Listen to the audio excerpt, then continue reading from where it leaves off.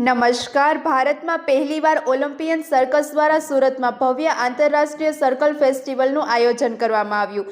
VR mall સામે આવેલા open ground ખાતે યોજાતા આ સર્કસમાં મંગોલિયા, ઉઝબેકિસ્તાન, રશિયા, મેક્સિકો, પૂર્વ આફ્રિકા અને ઇથોપિયા સહિતના દેશોના કલાકારો શાનદાર સ્ટન્ટ અને અદ્ભુત કળા અને હાસ્યથી ભરપૂર પ્રદર્શન રજૂ કરશે.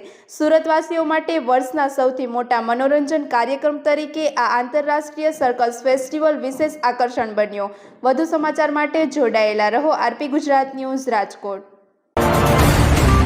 મારું નામ ધીરેન શાહ છે. આ વખતે અમે તદ્દન નવી રીતે ફોરેન આર્ટિસ્ટ સાથે ઇન્ટરનેશનલ સર્કસ ફેસ્ટિવલ લઈને આવ્યા છે, જેમાં તમામ આર્ટિસ્ટો ફોરેનના છે અને જે એક્ટ આપણે ટીવી પર ઇન્ડિયન આઇડોલમાં કે અમેરિકાઝ ગોટ ટેલેન્ટમાં અને ઇન્ડિયાઝ ગોટ ટેલેન્ટમાં જોઈએ છે એ એક્ટ આપણે અહીંયા લઈને આવેલા છે. તો સુરતની જનતાને એક જ અપીલ કે આપ આવો, રૂબરૂ નિહાળો અને બાળકો અને પરિવાર સાથે એકદમ નિર્દોષ મનોરંજન માણો. જે આપણે અત્યારે જોઈએ છે કે આપણે કોઈ પણ મૂવી કે ટીવી સિરિયલ ફેમિલી સાથે બેસીને જોવું હોય તો થોડુંક કઠિન વસ્તુ થઈ જાય છે, જે આમાં આપણે મુક્તપણે બેસીને નિર્દોષ મનોરંજન માણી શકીએ છીએ.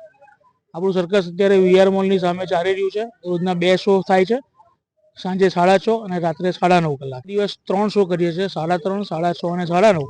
બાકીના દિવસમાં રોજના 2 શો છે તથા જાહેર રજા, જેમ કે હવે ઉત્તરાયણ આવશે, 26 જાન્યુઆરી આવશે, ત્યારે પણ આપણે રોજના 3 શો કરીશું, 3:30, 6:30 અને 9:30. ટિકિટ બુકિંગ માટે બુક માય શો પર ઓનલાઈન બુકિંગ ચાલુ છે અને સવારે 10 વાગ્યા પછી ફિઝિકલ ટિકિટ આપણને અહીંયાથી સ્થળ પરથી મળી જશે. સર્કસની અંદર એવું તો શું છે કે પબ્લિકના આકર્ષણ માટે આવી શકે? સર્કસ માટે એવું છે કે તમે હવે છેલ્લા મેં 2 વર્ષથી સર્કસ ફરી પાછા સુરતમાં ચાલુ કર્યા છે. છેલ્લા 10 વર્ષથી સુરતમાં સર્કસ બંધ હતા.